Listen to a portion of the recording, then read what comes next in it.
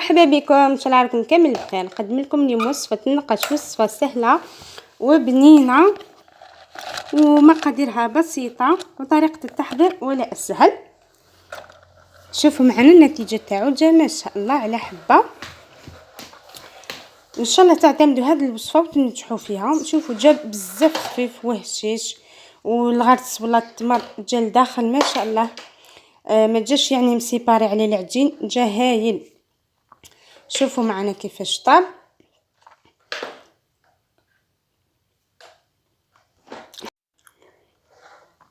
شوفوا معنا كيفاش نقسم لكم هنا حبه كيفاش طاب. شوفوا ما شاء الله، شوفوا شحال طري وهشيش لاباط تاعو. شوفوا الغرس تاعنا جا طري ما شاء الله، الغرس ما جاش يابس. مع كامل اسرار نجاح، وان شاء الله دوك تتعرفوا معنا على الوصفه وطريقه التحضير. هاي الصوره تعبر على ذاتها. شوفوا كيفاش جا، والغرس جا ما شاء الله طري ما يبس ما والو. على بركه الله نروحوا لطريقه التحضير. واش نحتاجو 125 غرام من المارغرين، لازم تكون طريه. ونزيدوا معها فنجان تاع قهوه من الزيت النباتي، وبنفس الفنجان نديروا كاس تاع ماء الزهر نخلطوه مع المارغرين والزيت تاعنا بهذه الطريقه. هذا هو الخليط تاع النقاش تاعنا.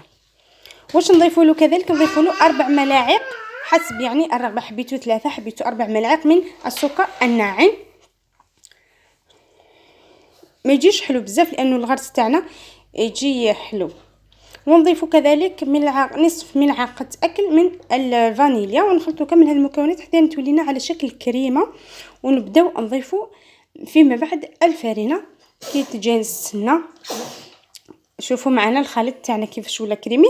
نبداو نضيفوا الفرينه تاعنا، وعلى راس المغرفه درت رشه رفيعه فقط تاع الخميره الكيميائيه، شويه فقط ماشي بزاف. اذا درتوا بزاف الخميره حيفسد لكم الشكل تاع النقاش تاعكم.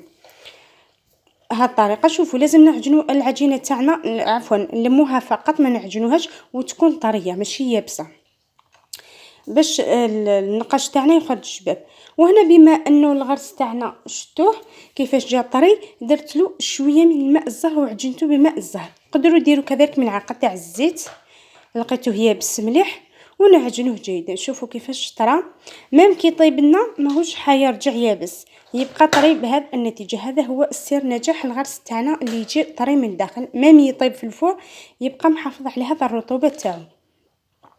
على بركه الله هنا نجيو كذلك لطريقه ما خليته يرتاح ما والو، قس ما كملت فقط نقيت لو بلان دو طرافاي، جيت خدمت النقاش تاعنا نبسطوه جيدا.